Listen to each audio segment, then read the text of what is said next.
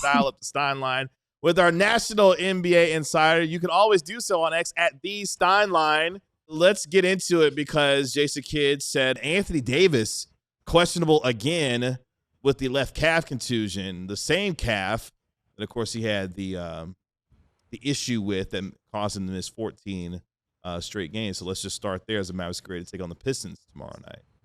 Yeah, I mean, it's obviously not good news. I mean, we've all said it, that the Mavs were hoping that once Anthony Davis returned from a 14-game absence, that they could get a sustained 6 to 8 weeks of good play from him. But you know what? I'm not sure the offers are going to be anywhere close to what the Mavs would hope for at this trade deadline. And there are a lot of competing factors here for the Mavs to weigh. The way a source laid it out to me was like, you don't just trade AD for the sake of trading him. Like, the trade that landed him here is already the most controversial, polarizing, pick your adjective trade, not just in franchise history, maybe in league history. You don't just turn around now and trade AD for whatever the best return is between now and February 5th. And look, I know there are risks if he stays on the team past the deadline. There is the risk of further injury. There's the question about how that will impact the Mavs in terms of how they finish the season. We know that it would be best for them realistically to be in the lottery again. How can you end up in the lottery if you have AD all season and Kyrie Irving coming back in 2026? I realize that all of these are clashing priorities, and there is no obvious, let's follow path A or let's even follow path B. There is no clear-cut thing. But to me, trading Anthony Davis for a very subpar return, I just don't like the sound of that on any level. I just don't. I don't have the answers to the other parts of this. Like, the Mavs somehow, it is a very difficult needle to thread, but somehow they have to get a, quote, good return for AD, however we're going to classify good, and somehow end up in the lottery. That is the ideal two-pronged scenario. So let me ask you this then. What is your best read or sense on what the Mavericks believe a good return would be for Anthony Davis? I'm not sure they've pinpointed it exactly. I would imagine, and again, this is, see, the problem is if I say it, then it's like Stein says. I truly don't have a firm, lasered in handle on it. But is there any scenario that you get multiple picks, multiple firsts? How good are those firsts? I don't know. I don't know if that's going to be out there for them. I really don't. You're obviously not going to get anything close to what was surrendered in the trade that landed in here. But let's just use the Atlanta example that everybody loves to throw out there. And look, even Porzingis' expiring contract does not come close to AD's number. There would have to be other contracts in there. But let's say the Hawks made a hypothetical offer that is focused on Porzingis' expiring deal, and let's just say it's 2 firsts, but they're bad firsts. Like, is that enough for you? Cap relief and I would be sad about that. I wouldn't be enraged, but I would not be like, oh yeah, and high-fiving all my friends. You know what I mean? Yeah. It's like, be like, eh.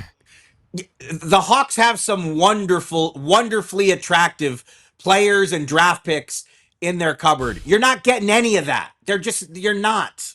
So we don't know yet what the Mavs would classify as good. All what we do know is the offers to this point have not been close to attractive. Does that change between now and February 5th? Of course. Like we always say, February 5th is both creeping up on us quickly, but it's also still 6 weeks-ish away. So the market can change fast. We wrote about this on my Substack yesterday. Jake wrote this. And, it was a very good line. That, last December, the Heat, Pat Riley was putting out statements saying, we will not trade Jimmy Butler. And the Warriors were not mentioned as a Jimmy Butler team. And what happened? A month later, Jimmy Butler was a Warrior. So things can change fast in January. But just this just trade AD no matter what discussion. Like that approach, that thinking just boggles my mind. So to be clear, because I want to ask for clarification, because you said something that piqued my interest. Have there been offers for Anthony Davis? I mean, discussions is a better way to term it. I mean, there's certainly interest. Toronto has definitely registered interest. That is for certain. The Hawks, I think it is more exploratory, is probably a better way to discuss it.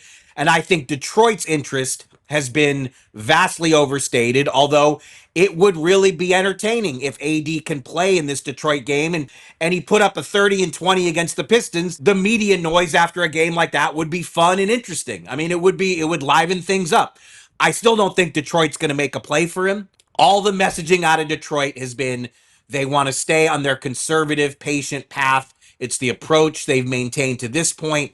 And remember, too, not only is there wisdom for the Pistons in being patient and letting this thing continue to grow organically, you know, Jalen Duren and Asar Thompson are two young players they really, really like, and they're going to have to re-sign those guys. So trading for Anthony Davis and a salary that's in excess of $50 million would complicate a lot of stuff happening in Detroit. One of my questions is, because just kind of just been the feeling I'm just reading a lot of stuff from Jake, yourself, and a bunch of other insiders. It feels like if a team is going to trade for Anthony Davis, it's going to be a team that's not a quote-unquote younger built team, like a team that Wemby isn't your star, Cade Cunningham. It's going to be a team where maybe your star is Bam, a player that's maybe on his second or third deal in the league. Toronto with Brandon Ingram and Quickly and you know, and a bunch of players like that. It seems like those are the teams that likely are going to come after Anthony Davis. Do you get a feel that a team, an older team, quote unquote, and a team with maybe a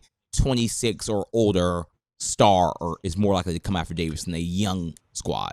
Yeah, I don't know about age precisely, but I mean, if you're trading for Anthony Davis, it's because you think, you know, all the talk has been the East is so wide open. And it's funny, our old friend Jalen Brunson keeps pushing back against that. But look, Toronto, you know, the Raptors were aggressive. They traded for Brandon Ingram last year when they were nowhere near win now. But, you know, you could also see that the Raptors thought they were getting Ingram at somewhat of a discount because he had a lot of injury issues to that point. And if you remember, the Raptors traded for Ingram and extended Ingram. He didn't play a game for them until this season. I mean, he did not play a game for the Raptors after the trade deadline. So I think the Raptors felt like they were able to acquire Ingram at a favorable price point. And I just, you know, again, the position the Mavs are in is not enviable, but let's also not forget a lot of this is of their own making. They put themselves in this position. But the reality is, if it's me, I like the idea of being a little bit more patient, delaying the Anthony Davis decision until the offseason, and then, you know, but can you still, and they got to end up in the lottery somehow. I know what I'm saying is it's not easy, but yeah, I mean, can the Mavs, they got to end up in the lottery somehow. They got to stay in the lottery just to give themselves a chance of getting lucky again. And realistically, can they count on getting lucky again? They certainly can't count on it. You can certainly argue that they used up a lot of luck to win last May's lottery and get Cooper Flag, but if I could sketch out what would be the ideal scenario is keep AD unless the offers change, unless there is a package that emerges between now and Feb 5 that is actually palatable. I don't think anything even discussed in an exploratory fashion to this point has been palatable.